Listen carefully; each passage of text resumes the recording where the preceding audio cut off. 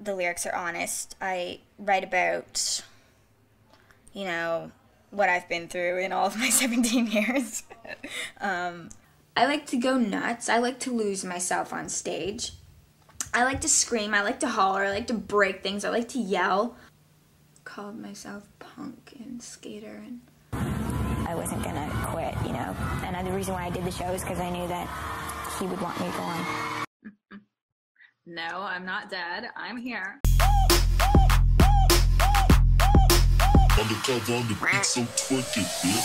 Bonjour, bonsoir tout le monde, j'espère que vous allez bien. Je suis ravie de vous retrouver aujourd'hui pour une nouvelle vidéo et je voulais avant tout vous remercier pour tous vos commentaires de soutien par rapport à mon dos donc, qui était bloqué. Vous êtes vraiment adorables. Je ne m'attendais pas à ce qu'il y ait autant de gens qui prennent de mes nouvelles. Donc vraiment, merci beaucoup. Ça va mieux. Et j'ai conscience qu'il faut que j'aille consulter un kiné. Hein. Merci pour tous ceux qui me l'ont rappelé. Encore merci, vraiment, hein, ça m'a beaucoup touchée. Et donc aujourd'hui, je vous reviens pour un portrait de la chanteuse Avril Lavigne. Ça faisait très longtemps que je voulais aborder cette chanteuse, notamment toute cette théorie sur son décès. Elle a été remplacée par quelqu'un d'autre, un sosie, un clone, bref. On va pas parler que de ça, mais il y aura une partie là-dessus. Mais voilà, j'ai pensé qu'il était temps de s'attaquer à Avril Lavigne. Mais avant de démarrer cette vidéo, je tiens à remercier notre sponsor du jour de longue date, CyberGhost. Ce VPN qui vous permet de masquer votre adresse IP, de vous protéger de tous les pirates grâce à un tunnel privé sécurisé qui masque donc votre adresse IP, donc vous devenez invisible et il protège donc toutes vos données, vos coordonnées bancaires, vos mots de passe, adresse mail, etc. Donc ça c'est pour tout ce qui est sécurité. L'autre côté plus cool, c'est que vous pouvez avoir accès à du contenu géo-restreint. Donc il suffit de sélectionner un site de streaming, il y en a plus de 35 sur lesquels vous pouvez débloquer les contenus. Bon bah moi je prends toujours Netflix, c'est surtout là-dessus que je suis. Et bah en 2-3 clics, voilà, vous sélectionnez le pays auquel vous souhaitez avoir accès au catalogue, vous cliquez et voilà, c'est comme si vous y étiez et du coup vous voyez tout le catalogue qu'il propose. Donc n'hésitez pas à vous faire plaisir avec des séries coréennes ou encore d'autres choses. Pour cela, il vous suffit juste de rejoindre les plus de 38 millions d'utilisateurs en vous servant du lien que je vais vous mettre là à l'écran, mais vous le retrouverez également en barre d'infos et en commentaire épinglé. Avec ce lien-là, vous pourrez bénéficier d'une réduction de 83%. L'abonnement vous reviendra donc à 2 € par mois et vous avez en plus 4 mois offerts. Je rappelle que CyberGhost est compatible avec Mac, iOS, Windows, console de jeu et plus encore. Et avec un seul abonnement, vous pouvez protéger 7 appareils. Donc vous pouvez également faire profiter vos proches. Si vous rencontrez le moindre souci, vous avez une assistance disponible 7 jours sur 7 en français, 24 heures sur 24. Et si jamais, pour XY raison, ça ne le faisait pas, vous avez 45 jours satisfaits ou remboursés. Vous n'avez vraiment rien à perdre. Merci encore CyberGhost de sponsoriser mon travail. Et donc c'est parti pour Avril. Alors Avril Ramona Lavigne est née le 27 septembre 1984 à Belleville, qui est une petite ville de Napanee d'environ 5000 habitants. Et c'est en Ontario, au Canada. Donc elle est canadienne et elle est plein de choses. Elle est auteure, compositeur, interprète, également actrice et styliste. Elle est française de par son papa, qui l'a appelée justement Avril par rapport au mois d'avril. Pourquoi, je ne sais pas. Je ne sais pas si c'est lui qui est né au mois d'avril et qui du coup a appelé sa fille Avril parce qu'elle est née en septembre. Donc je vois pas le rapport. Bref. Donc elle a également une sœur cadette qui s'appelle Michelle et un frère aîné qui s'appelle Mathieu. Alors dès très jeune, ses parents remarquent qu'elle a quand même une très belle voix, qu'elle est talentueuse. Et quand ils reviennent de l'église, elle chante Jesus Love Me afin de montrer à ses parents à quel point elle a une belle voix. Bien que ses frères et sœurs se moquent un peu d'elle parce qu'elle chante pour s'endormir dans sa chambre. Du coup, son frère en a marre et il tape contre les murs pour qu'elle la boucle. Mais c'est pas grave, elle aime chanter. Du coup, ses parents soutiennent sa passion pour le chant. Donc son père va lui donner des instruments, dont des guitares, un clavier, une batterie, aussi un micro, et il transforme donc le sous-sol de la maison familiale en studio. Donc là, tout de suite, Avril elle va apprendre à jouer de plusieurs instruments. Elle écrit également des poèmes et elle partage donc cette passion de la musique avec son père, qui lui joue souvent de la guitare basse au Third Day Worship Center. Et du coup, voilà, c'est un délire familial d'emmener toute la famille voir des petits concerts un peu à droite à gauche, surtout des foires country. Et c'est là que Avril va faire ses armes. You wear the shoes and that way I wear that dress. Oh, kiss me beneath milky twilight living.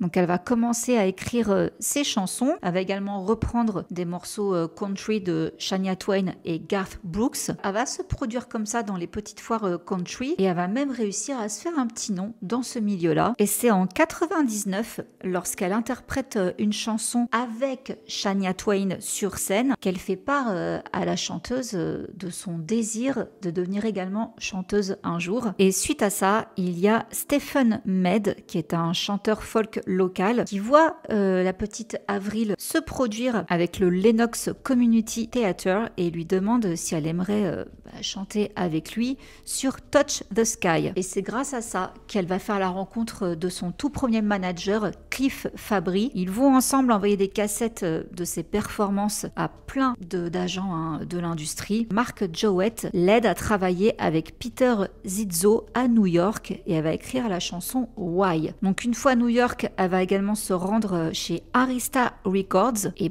ils vont la signer. Et afin de se consacrer pleinement à sa musique, elle décide de quitter le lycée et d'aller s'installer en Californie alors qu'elle n'a que 16 ans. Je sortais du lycée et je voulais juste faire du rock. Je veux des guitares bruyantes, je veux de la batterie live, je veux écrire des trucs de fou, les émotions insensées, les bonnes et les mauvaises. Donc elle a plein d'ambitions, elle a des rêves plein les yeux, mais elle est quand même consciente de sa naïveté au sein de l'industrie, car selon ses propres mots, je ne savais même pas ce qu'était Hollywood ni ce qu'étaient les contrats de disques. Et en plus de ça, elle a un style un peu particulier, on va dire, pour une jeune fille de son âge. Donc ça n'a pas été facile de trouver des co-écrivains, on va dire, parce qu'elle a écrit ses textes, mais il fallait également d'autres paroliers avec elle.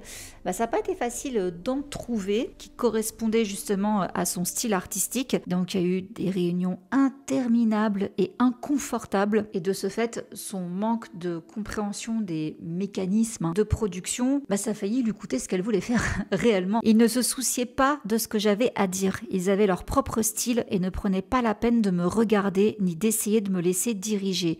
J'étais très claire sur ce que je voulais faire et ce que je ne voulais pas faire. Je ne voulais pas être un produit pop. Je voulais transformer mes émotions en paroles. J'étais juste très pure. Donc elle veut pas de la pop chewing-gum. Elle veut rester un type d'ado un peu angoissé, en même temps fun, un peu punk rock. Pas de souci, on va finir par lui trouver un trio d'écriture et de production. Ce sera donc Matrix. Et ensemble, donc, ils vont écrire le futur hit Complicated. Je ne savais pas ce qu'étaient les hits, mais mon corps et mon intuition savaient que c'était une chanson à succès.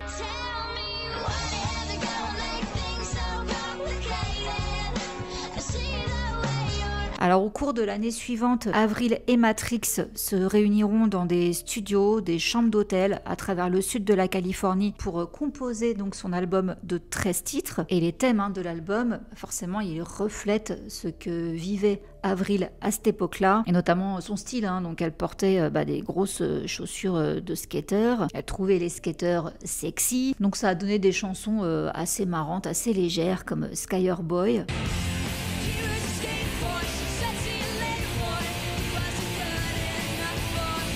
On retient aussi Mobile, Anything But Ordinary et des thèmes un petit peu plus sombres comme Losing Grip.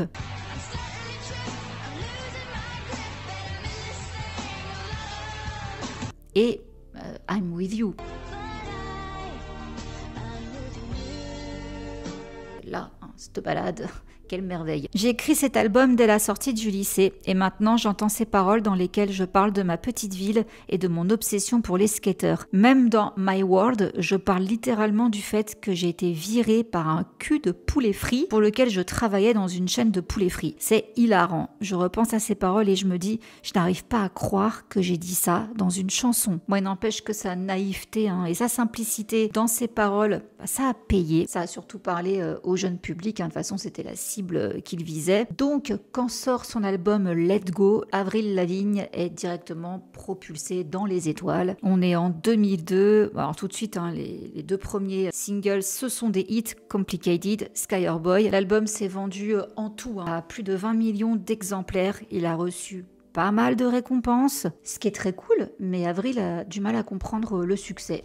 Elle était un peu dépassée. Je me souviens que mon manager me disait « Tu réalises que tu es numéro 1 et t'es encore numéro 1 cette semaine, puis encore cette semaine. » Je n'arrivais pas à réaliser. Et en haut de son succès, eh bien, elle va se mettre en couple avec le guitariste Jesse Colburn. Elle va entamer une tournée mondiale l'année suivante en 2003 qui s'appelle Try to Shut Me Up Tour. Tout est un succès et même 20 ans plus tard, Avril estime que l'attrait de Let Go perdure car une fois que les gens se connectent à sa musique, ils restent connectés. J'ai toujours eu ce sentiment, soyez aussi sincères que possible. Les chansons sont réelles et elles sont émouvantes. Cela fonctionne pour moi. Alors oui, c'est vrai qu'elle avait quelque chose de différent. Sa musique représentait bien ses préoccupations, mais également ses passions. C'était très parlant pour beaucoup de jeunes, mais surtout ça changeait. Encore une fois, son style de musique et son look n'avaient rien à voir avec les Britney Spears, Christina, etc.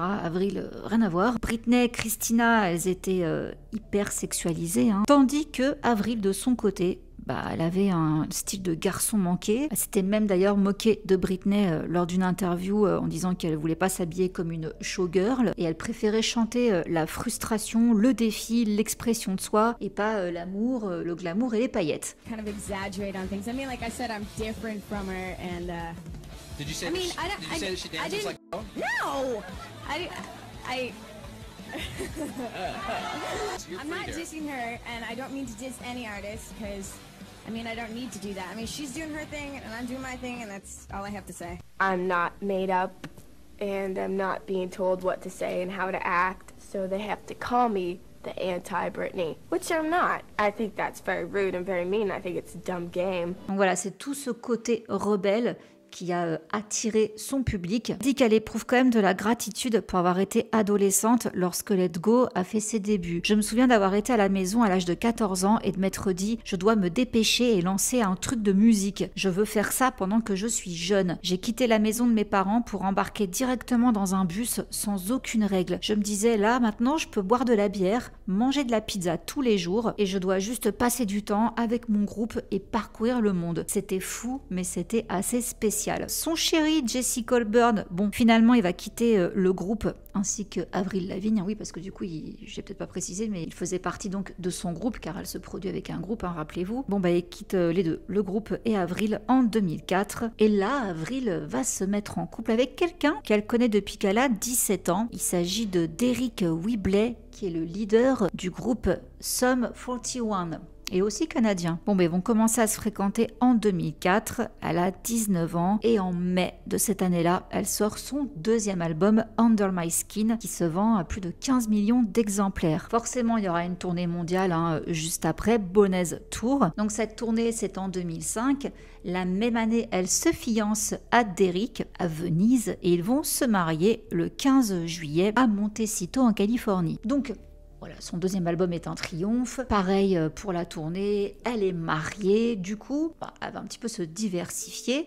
Elle va commencer à apparaître au cinéma. On va la voir dans Fast Food Nation, mais également dans The Flock. Aussi, elle interprétera un personnage dans le film d'animation Over the Edge. Elle fera aussi mannequin pour l'agence Ford Models. On va la voir poser pour Chanel, par exemple. Et elle participera aussi à la bande originale du film Eragon. Donc elle chante pour ce film. Elle continue à bosser sur son troisième album en parallèle. Eh bien, il voit le jour en 2007. Il s'appelle The Best Damn Thing et a rien à voir avec les autres. C'est assez différent. Avril est assez différente. Donc on pense au single Girlfriend.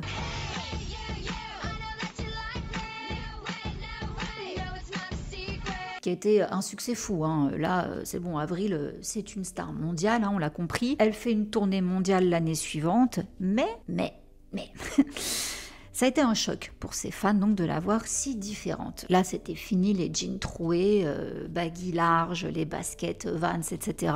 Non, là, elle porte des jupes, du rose. Donc, on va commencer à dire qu'en fait, la vraie Avril est morte. Et ça, c'était déjà une rumeur qui avait circulé en 2005. Alors, l'histoire, elle a duré des années, mais je vais en parler maintenant parce que c'est surtout après cet album-là que les gens se sont posé des questions. Après, ça s'était calmé, puis c'est revenu encore plus tard. Donc, c'est vraiment une rumeur qui ne veut pas s'éteindre. Elle continue jusqu'à encore aujourd'hui. Hein. Beaucoup croient que ce n'est pas la vraie Avril Lavigne qu'on a toujours devant nous. Hein. Donc, je vous explique l'histoire. Eh bien, selon donc, les complotistes de cette théorie, suite au succès de son premier album, Let Go en 2002, Avril était donc submergée par les pressions et les exigences de tout ce succès, tout simplement. La boîte de prod, les fans, les tournées, les interviews, etc. Du coup, afin qu'elle puisse souffler un peu, sa maison de disques aurait embauché une actrice sosie qui s'appelle Melissa Vandella comme leur. Donc,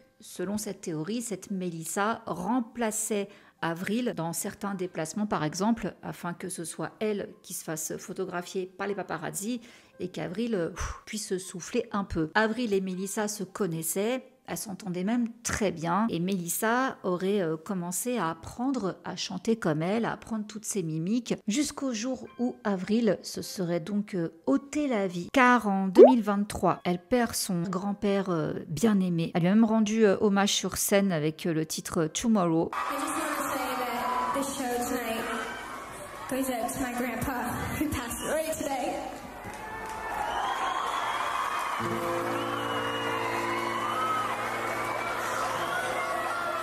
Just having him in my head, I just broke down and I wasn't gonna quit, you know. And the reason why I did the show is because I knew that he would want me to go on.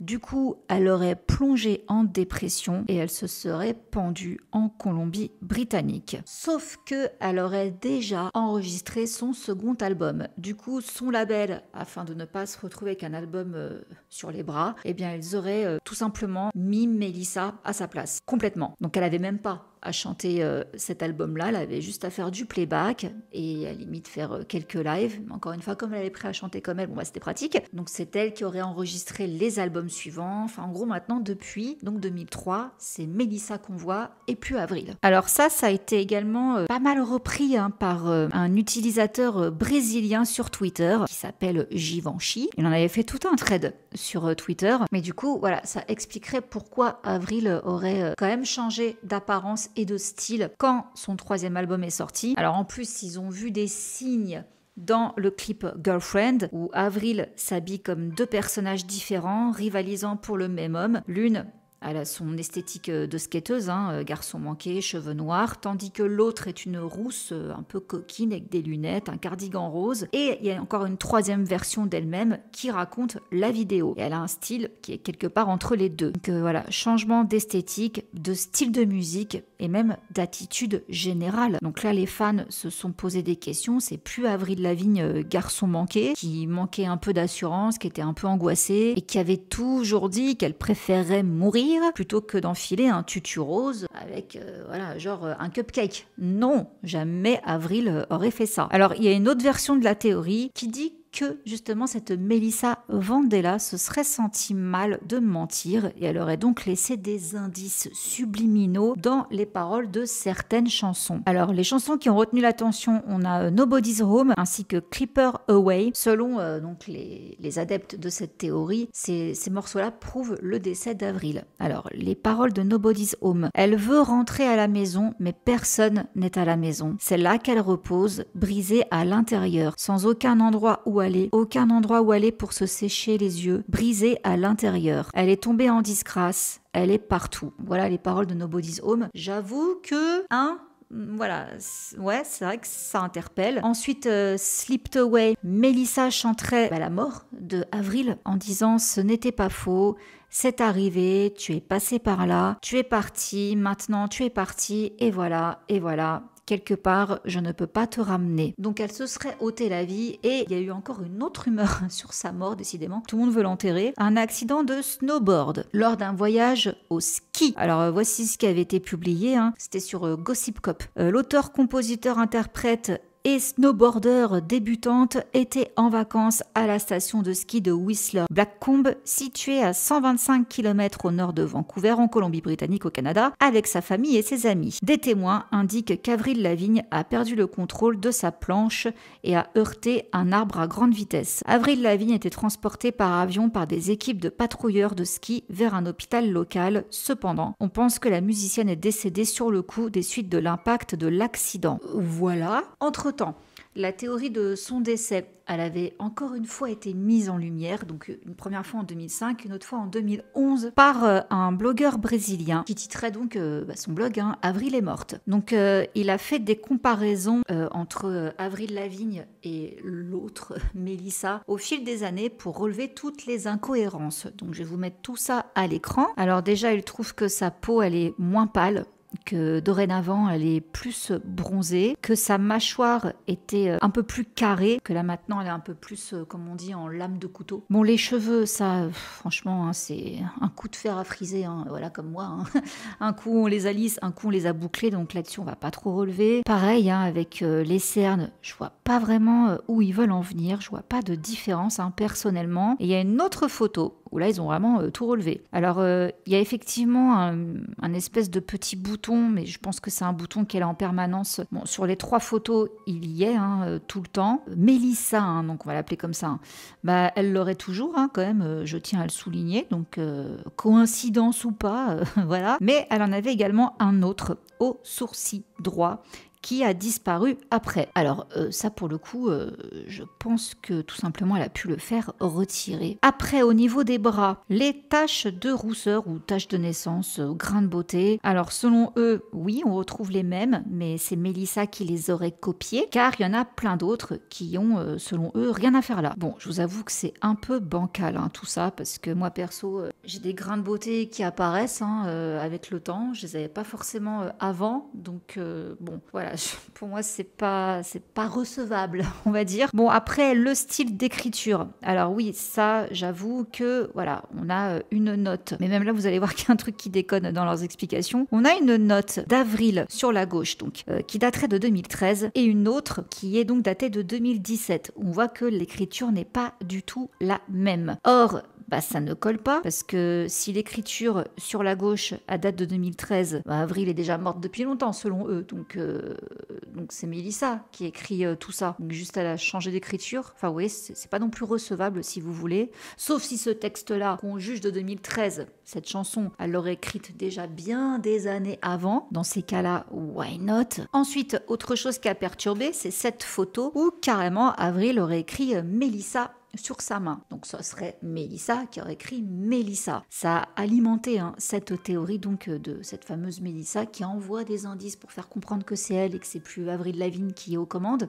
enfin qui est de ce monde plutôt. Donc ce serait une allusion à son identité secrète. Alors il y a, je vais pas m'accorder le crédit, il y a une femme qui a sorti un article sur un blog où elle a enquêté merveilleusement sur tout ça. Vous le retrouverez dans les sources, mais du coup je vais citer ce qu'elle a trouvé parce que franchement, elle s'est bien pris la tête et elle a fait un boulot formidable. Donc voilà, je vais pas m'accorder le crédit pour son boulot, mais c'est vrai qu'elle a répondu à pas mal de questions. Elle dit par exemple qu'il y a une Melissa effectivement dans l'entourage d'Avril Lavigne, mais c'est une fan et elle dirige un blog sur Avril Lavigne et depuis des années. Donc on peut les voir là en photo ensemble en 2011, également une autre fois en 2022. Et pourquoi justement cette fan, c'est important donc de la citer, C'est pas, on sort pas une Mélissa comme ça du chapeau, hein. Mais parce que justement, le prénom Mélissa qu'Avril a noté sur sa main, c'est en rapport avec elle. En effet, cette photo a été prise lors d'une collecte de fonds qui a été organisée en 2013 par la fondation d'Avril Lavigne. C'était un partenariat avec Prizeo et pour célébrer l'anniversaire d'Avril, ils avaient pour objectif de récolter 50 000 $ de dons de fans, hein, et c'était donc destiné à un hôpital pour enfants. Donc il y a eu plusieurs donateurs,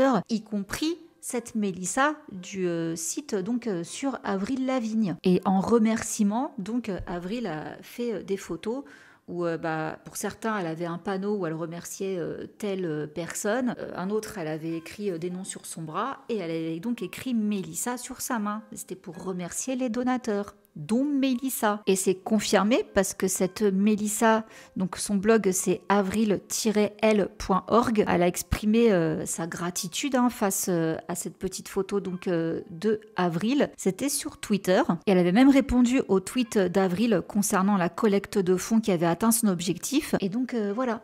Tout simplement cette histoire de la photo avec le Mélissa sur la main. Alors après, cette femme sur ce blog-là, où elle essaye de démonter tout ça, elle a essayé de chercher l'origine, enfin la raison du nom de famille, par contre, Vandella. Alors pour elle, la seule explication qu'il pourrait y avoir, parce qu'il fallait encore plus alimenter cette théorie du complot, hein, Mélissa ne pouvait pas s'appeler que Mélissa, il fallait qu'il y ait également un nom de famille pour que ce soit plus crédible. Elle pense que ça a un rapport avec Nelson Mandela. Ça, c'est par rapport à toute l'histoire qu'il y a eu sur l'effet Mandela.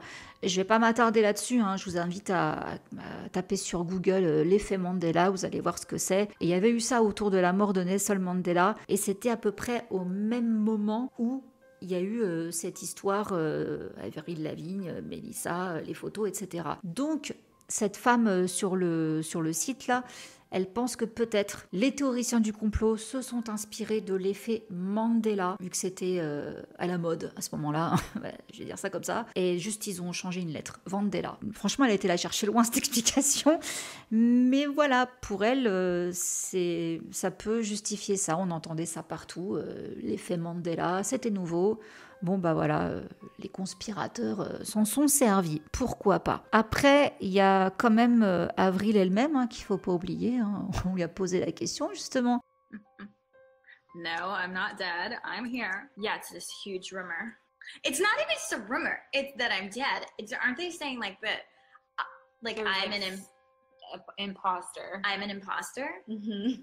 Damn. Do I like look that different? But then at the same time, other people will say that I haven't aged, and they'll take pictures of me from like way back and like now and be like, oh my gosh, she doesn't age, she looks the same. So there's a conspiracy theory that I'm not me. There is a no. Cool. Honestly, it's not that bad. It could be worse. Pour autant, suite à ça, il y avait encore des fans qui n'étaient pas convaincus et qui exigent même qu'elle prouve son identité en faisant un test d'ADN. Ça va très très loin, oui. Donc voilà pour l'histoire sur le double d'Avril. Alors, je vous cache pas que je comprends vraiment, hein, je comprends cette théorie parce qu'il est vrai qu'Avril, elle avait un style skateuse, pop rock, enfin surtout rock, un peu punk, parce qu'elle aime pas dire qu'elle est punk. I'm being labeled as like punk, and punk is so not like commercial, like what I'm doing. I'm not punk. I never said I was punk, and I never like claimed to be punk. My music definitely isn't punk. Rien à voir avec ce qu'elle nous a sorti pour son 3e album. Je pense qu'aussi au fil du temps, il y a eu de la chirurgie esthétique. Pour moi, elle a refait son nez. Ça reste quand même son nez, mais je pense qu'elle l'a fait un petit peu affiner. Après, peut-être qu'elle a grandi et qu'elle a voulu devenir un peu plus femme et que les baguilles et tout, c'était bien 5 minutes et finalement, voilà. Et je vous cache pas que même moi, j'ai beau me dire que c'est du délire et que non, ça me fout quand même un doute, hein. Ça reste dans un coin de ma tête et des fois je me dis et si c'était vrai. En fait moi c'est pas tout ça qui m'a fait bloquer, moi c'est vraiment la différence de voix. Je vais vous mettre un extrait vidéo où c'est vrai qu'à certaines notes que Avril ne reprend plus de la même façon après sa supposée mort.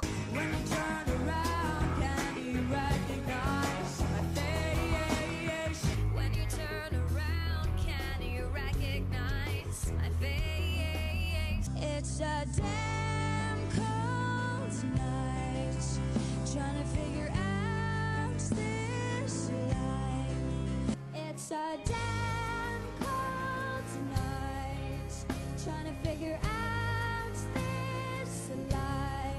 Donc je me dis, soit elle a voulu changer, voilà. Dans les versions live, des fois ils changent, hein, les chanteurs varient. Mais c'est vrai que du coup, ça alimente, on va dire, la théorie du complot. Mais je vous cache pas que même si voilà, j'y crois pas, j'aurais toujours un doute. Bref, voilà, clôturons la parenthèse Melissa Vandella, Avril décédée, etc. En plus, c'est horrible comment elle serait morte. Pendaison, seule, c'est pas joyeux. Non, j'espère vraiment que c'est toujours Avril qu'on a. Donc, je clôture la parenthèse, je reviens dans ma chronologie. En 2008, c'est là qu'elle commence sa carrière de styliste en lançant une marque de vêtements pour l'été. C'est chez Coles et ça s'appelle donc Abby Down, surnom que son père lui avait donné quand elle était petite. Et dans la foulée, généralement qui dit mode dit aussi parfum. Elle sort un premier parfum qui s'appelle Black Star et elle en sortira encore d'autres au fil des années. Et côté musique, elle va participer à la bande son d'Alice au Pays des Merveilles de Tim Burton, donc c'est en 2010. C'est également là, 2010, où elle monte donc sa propre fondation, The Avril Lavigne Foundation, qui vient en aide aux jeunes souffrant d'handicap. Et parallèlement à tout ça, elle travaille déjà sur son prochain album. Donc là, elle est à Los Angeles. Elle est en compagnie de son producteur de longue date, Butch Walker, ainsi que de l'auteur-compositeur Evan Tobenfeld. Ils vont également se rendre en Suède pour écrire avec Max Martin, celui qui a fait donc des tubes, la machine à tubes, ce gars-là. Britney Spears, Kelly Clarkson, les Backstreet Boys aussi, si je dis pas de bêtises, il me semble. Enfin, c'est une machine à tubes pop. Donc elle est en train de travailler là-dessus, mais pendant la préparation de son album, elle se sépare de son mari, Derek Whibley. Pour autant, ils vont continuer à travailler ensemble. Il va lui produire 6 chansons sur le prochain album qui sera Goodbye Lullaby. Voici ce que ce dernier déclare. « Nous avions un studio dans la maison dans laquelle nous vivions ensemble, donc c'était assez simple. Beaucoup de chansons que j'ai faites étaient simplement censées être des démos, mais c'est le genre de personne, donc en parlant d'Avril, pour laquelle si elle fait quelque chose une fois, c'est généralement sa meilleure prise et elle ne veut plus jamais la refaire. Donc ce n'est peut-être qu'une démo, mais ça passe vraiment bien. » Donc ils divorcent en octobre 2009, après 3 ans de mariage, et elle va déclarer « Derek et moi sommes ensemble depuis 6 ans et demi. Nous sommes amis depuis que j'ai 17 ans.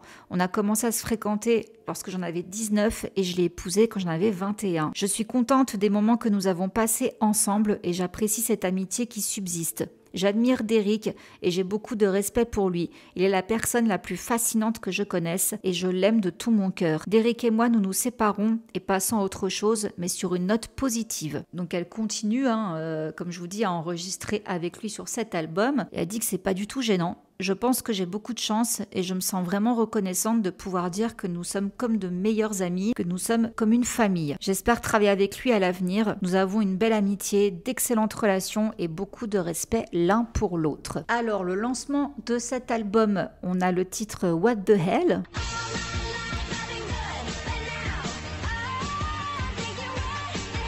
On a aussi d'autres morceaux qui vont sortir. Wish You Were Here, Not Enough. Ça, c'est pas des titres qui ont été des plus optimistes, selon la RCA. Et justement, ça ne leur plaît pas, ces titres-là. Donc, là, Avril rentre un peu en conflit avec son label. En fait, ils aiment pas vraiment cet album. Ils trouvent qu'il pourrait être beaucoup plus attrayant. Le plus grand défi et le seul défi de cet album était ma maison de disques. Je me suis retrouvée dans une situation sur mon 4e album avec un groupe de personnes au label que je ne connaissais pas. Et ils arrivent sur mon projet et me disent « Voici ce que nous pensons que vous devriez faire pour votre album », en me donnant leur vision. Et la radio est tellement rythmée et axée sur la danse en ce moment, ce n'est pas là que je voulais en venir avec ce disque.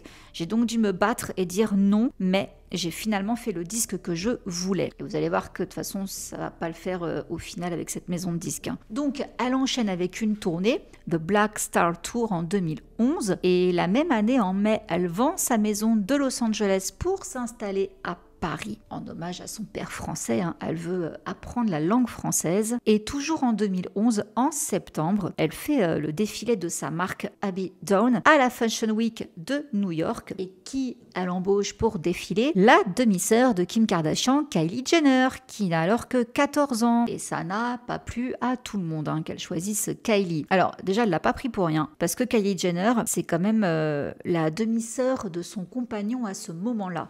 Là, Avril, elle est en couple avec Brody Jenner, donc le demi-frère de Kylie. Donc bon, étant donné que Kylie voulait également faire ses premiers pas sur les podiums, à l'instar de sa sœur Kendall, Avril lui a donné sa chance. Donc elle avait déclaré à People que Kylie Jenner avait fait un super boulot et qu'elle adorait son style. Et on a Kylie de son côté qui avait déclaré « J'adore avoir ma famille avec moi, ils me mettent tellement plus à l'aise ». Donc comme je vous dis, son choix pour Kylie a été quand même vivement critiqué à cause de son jeune âge. Le choix d'Avril Lavigne est surprenant. Sa passion pour le droit des animaux ne semble pas se traduire à la protection des filles mineures. C'était le Daily Mail qui s'en était offusqué. Donc par la suite, 2012, dès janvier, elle se sépare de Brody Jenner car Avril ne lui accordait plus une minute depuis qu'elle était retournée en studio sous pression pour son nouvel album. Ça, c'est une source qui l'avait confiée au tabloïd. Il lui disait qu'il était fatigué de toujours être son invité aux soirées et fatigué de la suivre partout pendant sa tournée. Il veut penser à sa propre carrière et ne veut plus voyager avec elle.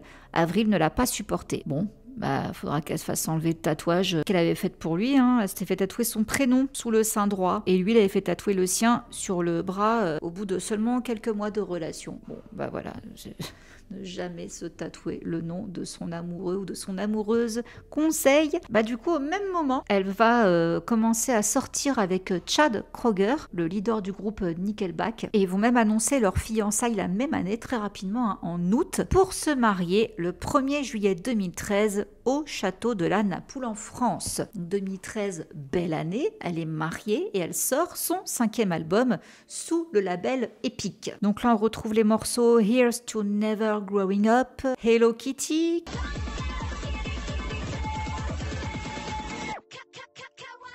qui va faire polémique, Rock and Roll, également des collaborations avec Marilyn Manson, également Nickelback, c'est Let Me Go. Elle a collaboré avec son époux sur ce morceau, et donc comme je vous disais, Hello Kitty, c'est le clip qui n'a pas plu. Polémique autour du clip, lorsqu'il a été mis en ligne sur YouTube.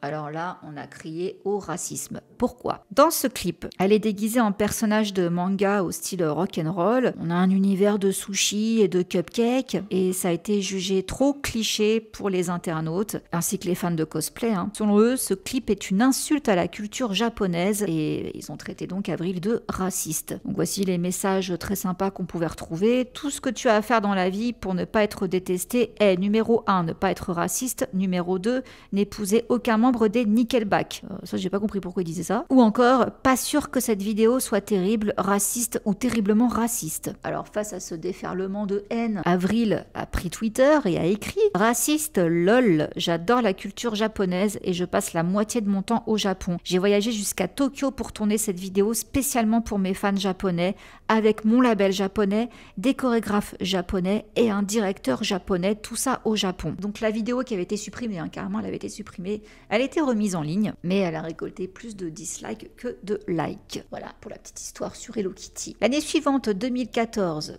là, Avril fête ses 30 ans et ça ne va pas. Elle commence à ressentir de l'anxiété et une fatigue chronique. Et là, elle va être diagnostiquée maladie de Lyme.